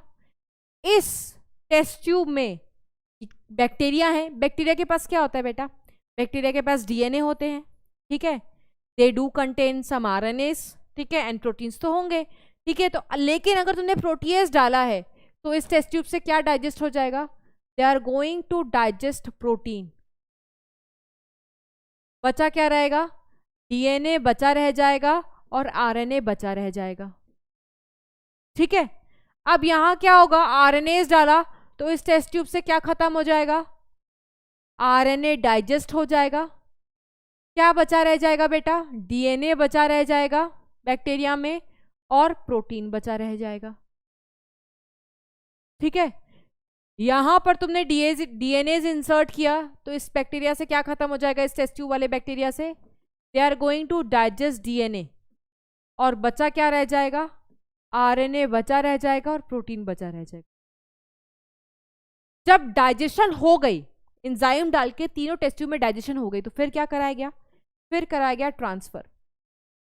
डाइजेशन के बाद जो भी लेफ्ट ओवर कंटेंट है वो इस टेस्ट ट्यूब में डाल दिया गया।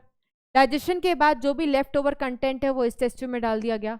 डाइजेशन के बाद जो भी लेफ्ट ओवर कंटेंट है वो इस टेस्ट ट्यूब में डाल दिया गया। ठीक है, अब इस टेस्ट ट्यूब में कौन थे, इस टेस्ट ट्यूब में भी बैक्टीरिया थे, बट कौन से बैक्टीरिया थे, ये आर स्ट्रेन बैक्टीरिया थे। मिलावट करना है, देखो मिलावट का तरीका कितना अलग है। ये कौन से बैक्टीरिया थे बेटा, ये थे हमारे आर स्ट्रेन बैक्टीरिया। ठीक है, ये हैं आर स्ट्रेन बैक्टीरिया। और तुमने ऊपर से क्या ले आया मिक्स करके, तुम लेकर के आ गए एस स्ट्रेन, आर और एस मिल गए, आर और एस मिल गए, देख सकते हो मिला दिया हमने। अब क्या होगा, हमने देखा था जब मिलते हैं तो चूहे मर जाते हैं, लेट्स सी, मिला दिया। मिलाने के बाद आप क्या करोगे, यू विल इंजेक्ट ये वाला मिक्सचर, इंजेक्टेड इनटू माइस, इंजेक्टेड इनटू माइस। ठीक है, ये वाला mixture will also be injected into mice, and ये वाला mixture will also be injected into mice. अब now you will have to tell me बेटा, ठीक है, इनमें से कौन से वाले केस में चूहा मर जाएंगे और चूहा नहीं मरेंगे। I am giving you some seconds, ठीक है, I am giving you 10-15 second, सोचो, और सोचने के बाद मैम आपको बताएंगे किसमें बचेंगे किसमें जिंदा रहेंगे, मतलब मर जाएंगे। ठीक है, सोचो पहले, लेकिन बिना सोचे तो कैसे मैम बताएंगी। यस यस, सोच लिया, आओ मैं बताती हूँ। अब हुआ क्या है बेटा, तुमने यहाँ पर जो एस स्ट्रेन डाला था इसमें तो डीएनए बचा ही नहीं ना। ठीक है, तो यहाँ पर चूहा जिंदा था, अलाइव। ठीक है, बट इन दोनों केस में चूहा मर गया, डेड। ऐसा क्यों हुआ, ऐसा इसलिए हुआ बेटा क्योंकि यहाँ पर डीएनए रह गया था, यहाँ पर भी डीएनए रह गया था। ठीक है, सिर्फ इसी वाले में डीएनए खत्म हो चुका था, गायब हो चुका था, डाइजेस्ट हो चुका था। तो जहां पर डीएनए बचा रह गया तो डीएनए ने इस आर वाले को किसमें कन्वर्ट कर दिया होगा, लाइव एस स्ट्रेन में, जिसकी वजह से चूहे मर गए। यहाँ पे भी इस आर वाले ने अपने आप को किसमें कन्वर्ट कर दिया होगा, एस में। क्यों, डीएनए एब्जॉर्ब करता है ना, ये आर वाला क्या करता था, डीएनए एब्जॉर्ब करता था।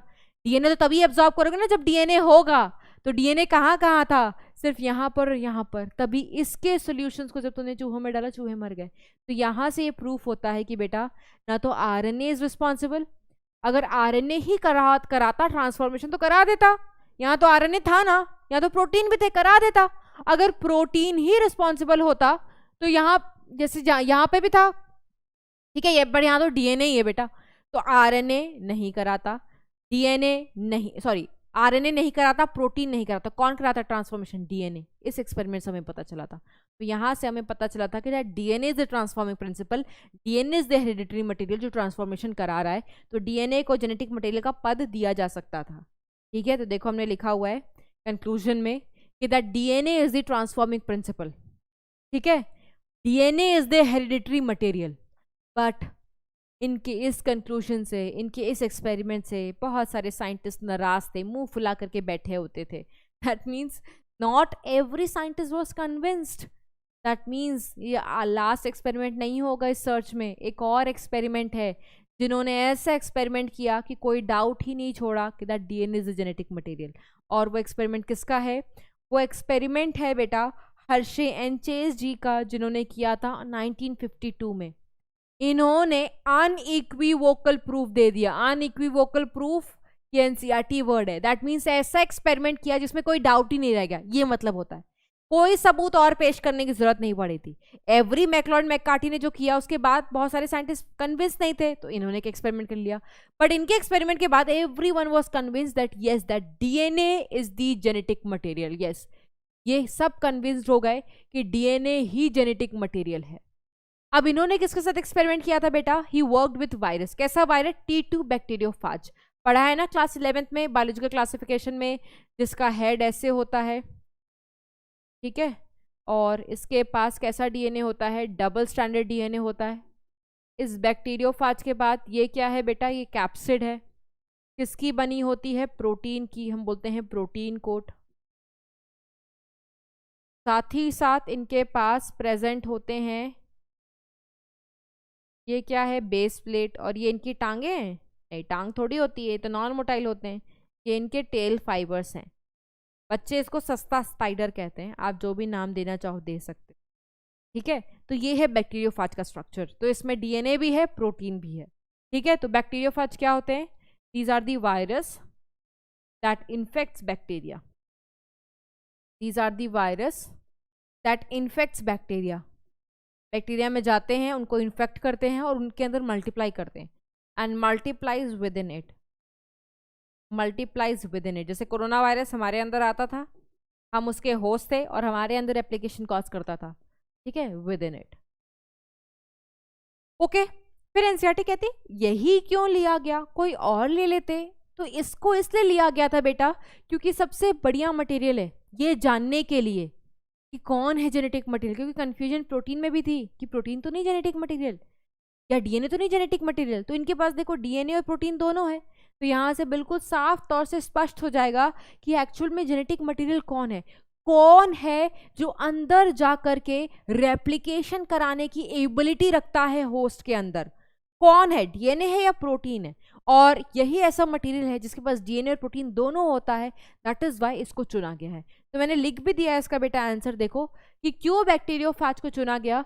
Because it is the best material to know क्या वो डीएनए है या protein that contains the information for producing new particles, ठीक है। रेप्लिकेशन करा कौन सकता है, किसके पास एबिलिटी? क्योंकि जो रेप्लिकेशन करा सकेगा वो जेनेटिक मटेरियल के औहदे, जो हमारा पद है, जो अवार्ड हम देने वाले हैं उसके वो ज़्यादा नज़दीक हो जाएगा, ठीक है। So this was the thing. अब हम पढ़ते हैं इन्होंने क्या किया था, एक्सपेरिमेंट पढ़ते हैं, ठीक है। What we gonna study? We gonna study the experimental part. Okay, तो ये देखो काम कैसे करता है। मैंने एक इमेज जोड़ रखी है बेटा आप लोग को थोड़ा सा और बेटर समझाने के लिए। ये देखो, क्योंकि एनसीईआरटी में तो नहीं है। तो ये देखो, ये बैक्टीरियोफाज है, आप देख सकते हो सस्ता स्पाइडर कैसा दिखता है। ये पर्पल कलर का उसका डीएनए है, और ये जो डायमंड जैसा है ये इसका प्रोटीन का कोट है, ठीक है। हेड है, बाहर की कोट प्रोटीन की बनी हुई जिसको हम कैप्सिड कहते हैं। ये उसके टेल फाइबर्स है, और ये टेल फाइबर्स चलने में मदद नहीं लेता है, क्योंकि चल तो सकते नहीं, दे आर नॉन लिविंग। तो ये जो पैर जैसे स्ट्रक्चर्स आपको दिखाई दे रहे हैं, दे हेल्प इन अटैचमेंट। किसको अटैच करने के लिए? होस्ट सेल से अटैच करने के लिए, ठीक है। तो होता क्या है, अब ये अटैच कर जाएंगे तो अटैचमेंट के बाद दे कॉज इन्फेक्शन, ठीक है। इन्फेक्शन का मतलब क्या होता है? जैसे आपको बोला जाता था आप कोविड-19 से इन्फेक्टेड हो गए, दैट मीन्स वो वायरस आपके अंदर आ चुका है ना। सेम इन्फेक्शन का मतलब होता है जब इनका जेनेटिक मटेरियल, सॉरी, जो इनका अंदर का कंटेंट है वो अंदर आ जाए, ठीक है। सो यहाँ पर कंटेंट क्या है? डीएनए। जो अंदर जा रहा है बेटा वही तो जेनेटिक मटेरियल होगा। अगर डीएनए जा रहा है तो डीएनए जेनेटिक मटेरियल है। अगर प्रोटीन कोड अंदर एंट्री मारेगा होस्ट सेल के तो वो जेनेटिक मटेरियल कहलाएगा। तो आप देखो इन्फेक्शन के बाद क्या होता है, ये अपने पूरा का पूरा डीएनए होस्ट सेल के अंदर भेज देते हैं। ये देखो, ये देख रहे हो कैसे धीरे धीरे धीरे धीरे धीरे धीरे ये रस्सी आपको दिखाई दे रही है। तो ये क्या है? बैक्टीरियोफाज अपना डीएनए इंजेक्ट कर रहा है, एंड एज सून एज ये इंजेक्शन हो जाएगी दैट मीन्स ये जो होस्ट सेल है बैक्टीरिया का वो इन्फेक्ट हो जाएगा, ठीक है। आओ देखते हैं इन्होंने क्या किया था एक्सपेरिमेंट में।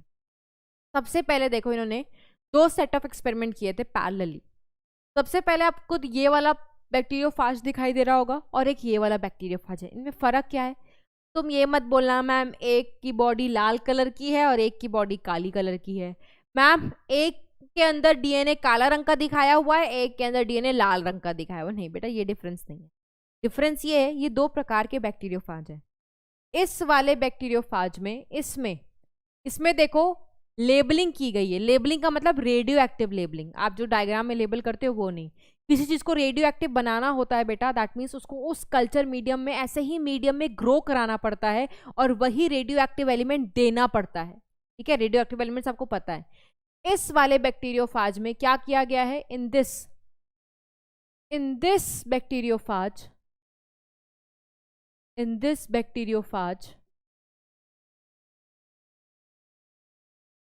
protein is labeled with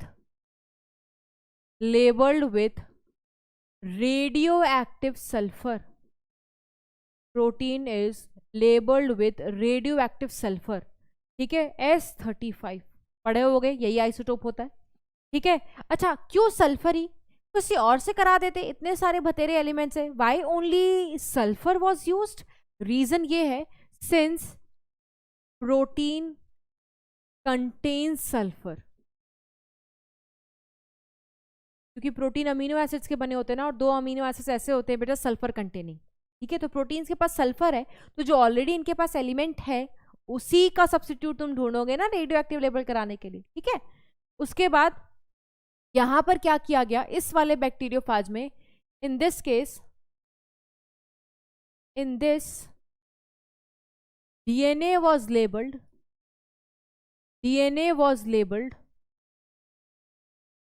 with radioactive phosphorus,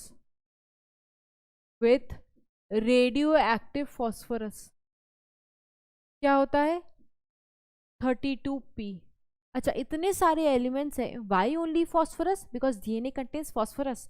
अब तुम सोचो कि मैम नाइट्रोजन भी करा सकते थे अगर नाइट्रोजन के पास भी कोई रेडियो एक्टिव आइसोटोप होता, नहीं है। ठीक है, हैवी होता है, रेडियो एक्टिव नहीं होता। फॉस्फोरस के पास होता है, कौन सा वाला, ये वाला। तो since DNA contain phosphorus,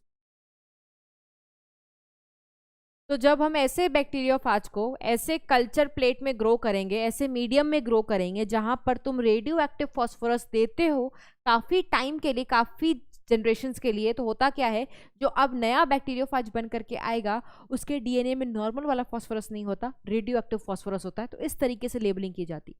same यहाँ पर भी लेबलिंग इसी तरीके से की जाती है। उस कल्चर प्लेट में रेडियो एक्टिव सल्फर देते हो आप, तो जो बैक्टीरियोफाज आते हैं उनके पास नॉर्मल सल्फर नहीं होता, they have radio active sulphur. This is a labelling is done. तो एक्सपेरिमेंट शुरुआत करने से पहले सबसे पहले लेबलिंग की जाती है। किसकी लेबलिंग? रेडियो एक्टिव एलिमेंट्स की लेबलिंग। एक वाले में प्रोटीन को लेबल करते हैं, एक वाले में DNA को लेबल करते हैं। जहां पर प्रोटीन को लेबल करते हैं वहां सल्फर का इस्तेमाल करते हैं, जहां DNA को लेबल करते हैं वहां फॉस्फोरस का इस्तेमाल करते हैं। क्यों? क्योंकि प्रोटीन के पास सल्फर होता है, DNA के पास फॉस्फोरस होता है। दैट इज वाई यही 2 एलिमेंट्स को प्रेफर किया गया। ठीक है, अब क्या किया गया, लेबलिंग करने के बाद इस वाले बैक्टीरियोफाज को इन्फेक्ट कराया गया। इन्फेक्शन का मतलब क्या होता है आपको पता है, जब इनका कंटेंट होस्ट सेल के अंदर आ जाए। ये क्या है बेटा, ये ई कोलाई की सेल है। ठीक है, ये बैक्टीरिया है, तो बैक्टीरिया से इन्फेक्ट करा देंगे। इन्फेक्शन के बाद देखो सबसे पहला स्टेप क्या होता है बेटा, इन्फेक्शन के बाद क्या कराते हैं, जो इन दोनों के बीच में कॉन्टैक्ट है, इनके बीच में, अभी देखो यहाँ पर बैक्टीरियोफाज बैक्टीरियल सेल से जुड़ा हुआ है। ठीक है, क्योंकि इन्फेक्शन वाला स्टेज है। नेक्स्ट स्टेज में क्या करते हैं, देखो पॉइंट ऑफ कॉन्टैक्ट टूट गया। कैसे टूट गया, इनको ब्लेंड करा के, ब्लेंडिंग कराते हैं। जैसे हमारे घर में ब्लेंडर्स होते हैं ना, घुमाते हैं बहुत तेजी से, तो इनको भी बहुत तेजी से एजिटेट घुमाया जाता है, सो दैट इनका जो पॉइंट ऑफ कॉन्टैक्ट है वो टूट जाए। ठीक है, टूट गया। उसके बाद देखो ये खाली हो गया। खाली क्यों हो गया, इसके अंदर का माल मटेरियल कहाँ चला गया बेटा, बैक्टीरियल सेल में चला गया। ठीक है, दैट मीन्स इन्फेक्शन हो गई। अब लास्ट स्टेज क्या होता है बेटा, सेंट्रिफिकेशन। स्कूल में कभी सेंट्रिफिकेशन मशीन देखी है? सेंट्रिफिकेशन मशीन में भी बेटा आपने देखा होगा, मशीन होती है, उसको ऑन करते हैं, वो बहुत तेजी से रोटेट करती है। ठीक है, तो उस प्रोसेस को हम सेंट्रिफिकेशन कहते हैं।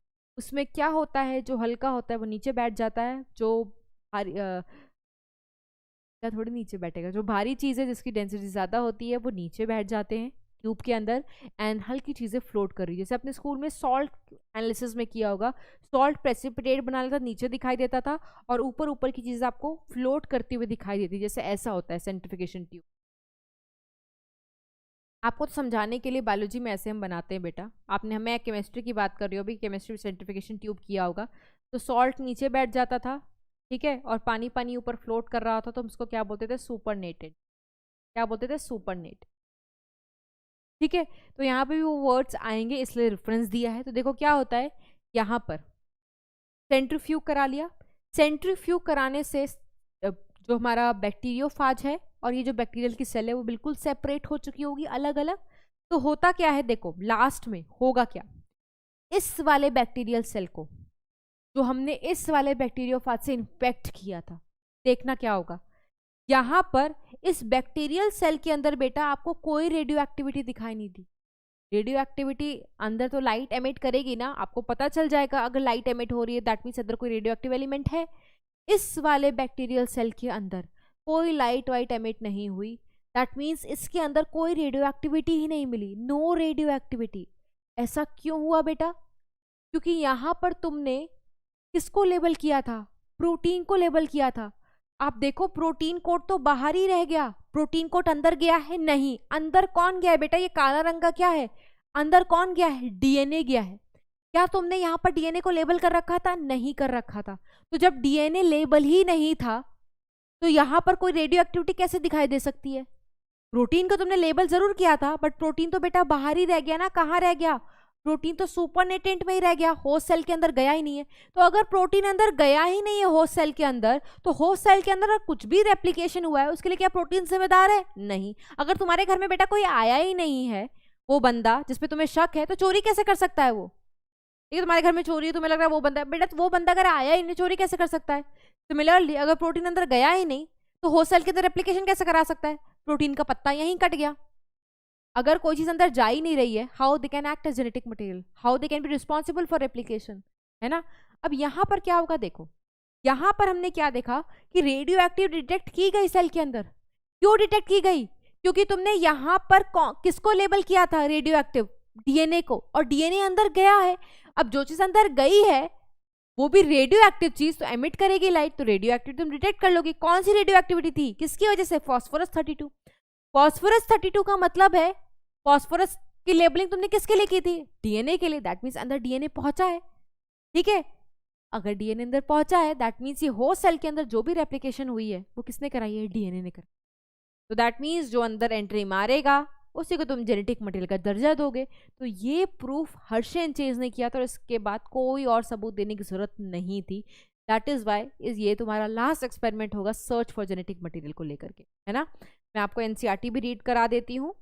ये देखो इन्फेक्शन, ब्लेंडिंग, सेंट्रिफिकेशन का मतलब भी लिखा हुआ है। इन्फेक्शन में क्या होता है, वायरस, बैक्टीरियोफाज, दोनों टाइप का, मतलब जिनमें तुमने फास्फोरस से लेबलिंग की है और जिनमें तुमने सल्फर से लेबलिंग की है, मतलब एक में डीएनए और एक में प्रोटीन को लेबलिंग की है, दोनों को अलाउ किया जाता है कि वो बैक्टीरिया को इन्फेक्ट कर ले अलग अलग मीडियम में।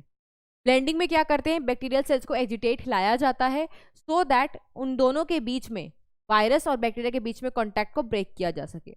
सेंट्रिफिकेशन में क्या कराते हैं, वायरस पार्टिकल्स को सेपरेट करा देते हैं बैक्टीरिया से। कैसे कराते हैं, by spinning them in a centrifuge, जो बहुत तेजी से घूमता है, तो बैक्टीरियल सेल अलग और वायरस अलग हो जाते हैं। वायरस आपको सुपरनेटेंट में दिखाई देते हैं क्योंकि थोड़े हल्के होते हैं, बैक्टीरिया आपको नीचे दिखाई देते हैं। क्लियर हो गया, ओके। कहाँ पर रेडियो एक्टिविटी होगी, डीएनए वाले में, क्योंकि डीएनए को हमने लेबल किया तो डीएनए अंदर गया था, ठीक है। तो आओ देखो एनसीईआरटी क्या लिखती है, bacteria which was infected with virus that had radio active DNA, ठीक है। दैट मीन्स ये कौन सा वायरस था, वो वायरस जिसमें हमने किसको इन्फेक्ट किया था, डीएनए को, ठीक है। तो अगर ये वाला वायरस किसी बैक्टीरिया को इन्फेक्ट कर रहा है तो देखो क्या लिखा हुआ है, bacteria which was infected with virus that had radio active DNA were radio active, यही तो है। ये देखो, ये देखो, जो बैक्टीरिया को ऐसे वायरस ने इन्फेक्ट किया जिसके पास रेडियो एक्टिव डीएनए था, they were found to be radioactive, मिला नहीं ये बैक्टीरिया रेडियो एक्टिव, ठीक है। आगे देखो क्या लिखा हुआ है, indicating that DNA was the material, जो पास हुआ है, जो अंदर गया है वायरस से बैक्टीरिया में, ठीक है। Bacteria that were infected with viruses that had radio active proteins, कौन से बैक्टीरिया की बात कर रहे हैं, इस वाले केस की बात कर रहे हैं, इसके। जो बैक्टीरिया को ऐसे वायरस ने इन्फेक्ट किया जिनके पास रेडियो एक्टिव सल्फर था, या आप कह सकते हो रेडियो एक्टिव प्रोटीन था, they were not found to be radioactive. मिले क्या रेडियो एक्टिव, देखो नो लिखा हुआ है ना, तो यही लिखा, यही मिलेगा तुम्हें भी, जो मैंने स्टेटमेंट कही ना, ये देखो, bacteria that were infected with virus that had radioactive proteins were not found to be radioactive. क्यों नहीं मिले? क्योंकि प्रोटीन तो अंदर गया ही नहीं, तो बैक्टीरिया को कैसे रेडियोएक्टिव बना सकते हैं वो? ठीक है, this indicates that protein did not enter the bacteria, protein गया ही नहीं वायरस से बैक्टीरिया के अंदर. That means DNA is there for the genetic material, जो पास हो रहा है वायरस से बैक्टीरिया के अंदर, जो रेप्लिकेशन कराने के लिए रिस्पॉन्सिबल है, मल्टीप्लिकेशन कराने के लिए रिस्पॉन्सिबल है. तो यहाँ से प्रूफ हो गया. पहले तो प्रूफ हो ही चुका था कि DNA is a transforming principle, यहाँ से पक्का पक्का प्रूफ मिल गया, yes DNA is a genetic material. Protein का पत्ता तो यहाँ से बिल्कुल ही कट चुका था. अब तुम सोचो कि मैम आरएनए को क्यों नहीं सिलेक्ट किया गया, वो तो पढ़ोगे नेक्स्ट क्लास में कि why DNA was chosen as a genetic material not RNA. ठीक है, इसको मैंने पॉइंट के फॉर्म में समझा भी दिया है बेटा, और पॉइंट के फॉर्म में यहाँ पर एक एक करके एनसीईआरटी की लाइंस लिख भी दी हैं. ठीक है, कि जो बैक्टीरिया को ऐसे वायरस ने इन्फेक्ट किया था जिसके पास रेडियो एक्टिव डीएनए था, वो रेडियो एक्टिव पाए गए थे. जो बैक्टीरिया को ऐसे वायरस ने इन्फेक्ट किया गया था जो जिनके पास रेडियो एक्टिव प्रोटीन था, वो रेडियो एक्टिव नहीं पाए गए थे. क्यों नहीं पाए गए थे? कि प्रोटीन्स अंदर गए ही नहीं. दैट मीन्स डीएनए अंदर जाते हैं, therefore DNA is a genetic material. ठीक है, बार बार पढ़ा रहे हैं, बार बार रिवाइज कर रहे हैं. ठीक है, सो दैट आपके दिमाग में बैठ जाए. So that's all for this lecture. मिलेंगे हम नेक्स्ट लेक्चर में. रिवाइज करके आना, प्रैक्टिस शीट जरूर देखना. आज जो भी आपने पढ़ा है बेटा वो डायरेक्ट क्वेश्चंस आते हैं. एक्सपेरिमेंट्स हैं तो एक्सपेरिमेंट्स डायरेक्टली आपसे पूछे जाते हैं, एक्सप्लेन करो. ठीक है, तो आपको ऐसे कुछ क्वेश्चंस प्रैक्टिस शीट में भी मिलेंगे, जरूर सॉल्व करना. हम मिलेंगे नेक्स्ट लेक्चर में, तब तक के लिए bye bye and take care everyone. Bye bye.